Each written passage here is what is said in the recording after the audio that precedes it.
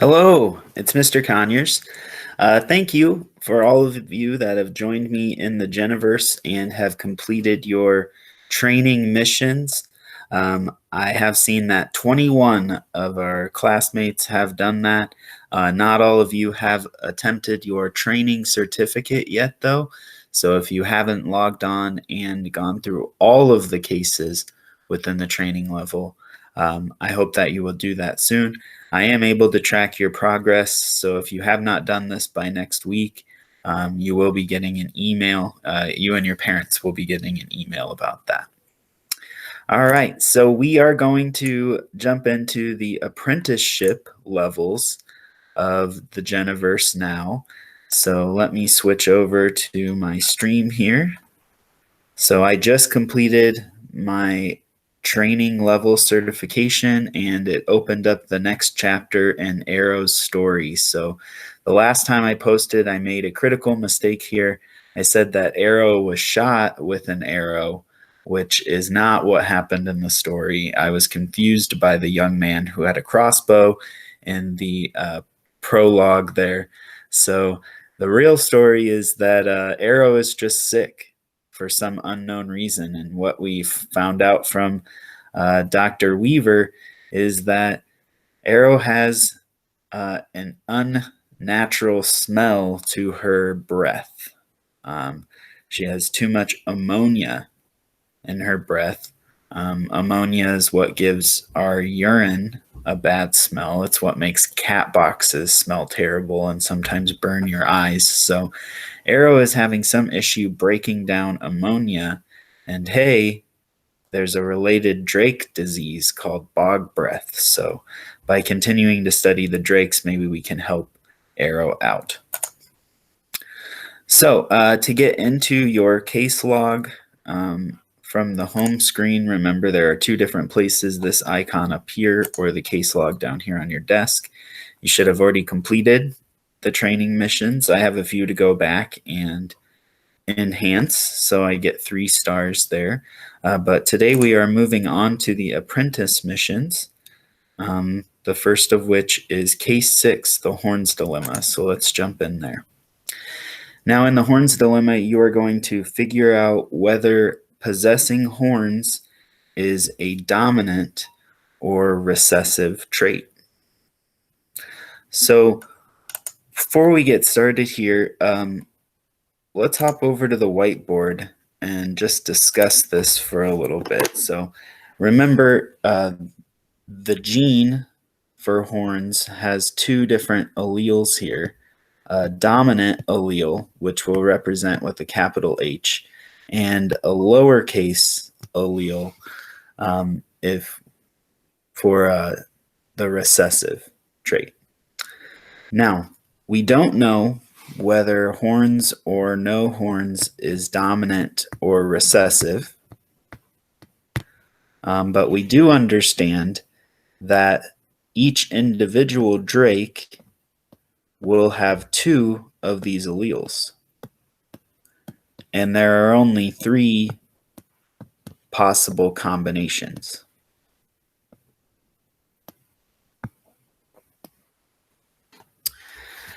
This drake would have the recessive trait, and these 2 drakes would have the dominant trait. So the key to figuring out which of the traits is dominant and which of the traits is recessive is breeding some drakes with similar traits together. If we breed drakes that have the recessive trait together, well, then they can only give offspring that have the recessive trait. But for the dominant trait, it's possible that the parents have the recessive allele but are not expressing it. And if 2 of these parents that have the recessive allele get together, well, then they could both pass on the recessive trait to their offspring, and then 2 parents with the dominant trait could have a child with the recessive trait.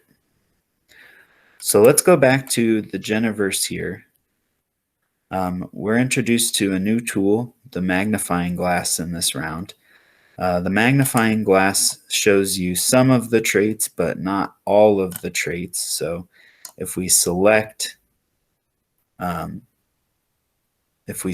Drake here, what we'll see is it shows us all of the traits we're familiar with, skin color, wings, forelimbs, hind limbs, but it doesn't show us any information about this new trait, horns. So we can see here that this Drake doesn't have horns, this one does. All of the alleles we can see are the same, but we need to figure out this horn situation. So let's do what I suggested here. I'm going to breed 2 horned drakes together, and the result is that all of their offspring have horns.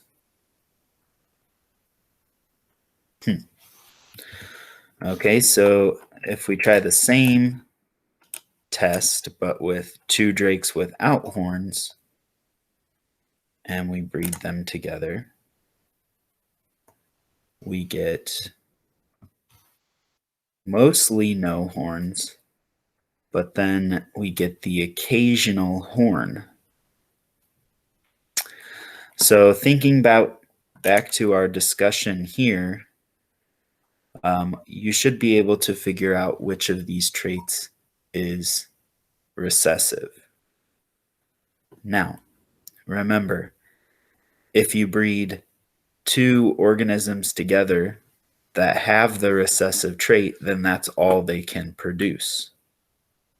Well, if we go back to our breeding pen here, when we bred 2 horned drakes together, all of their offspring had horns.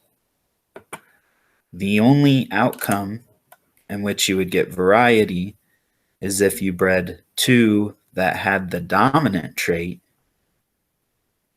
but each parent had a masked recessive allele that each parent happened to pass on. So when we bred the no-horned drakes together, they didn't produce only drakes without horns. They did produce some drakes with horns.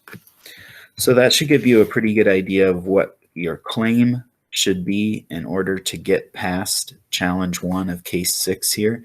So when you're ready, go ahead and post your claim to the class journal and open up the next video.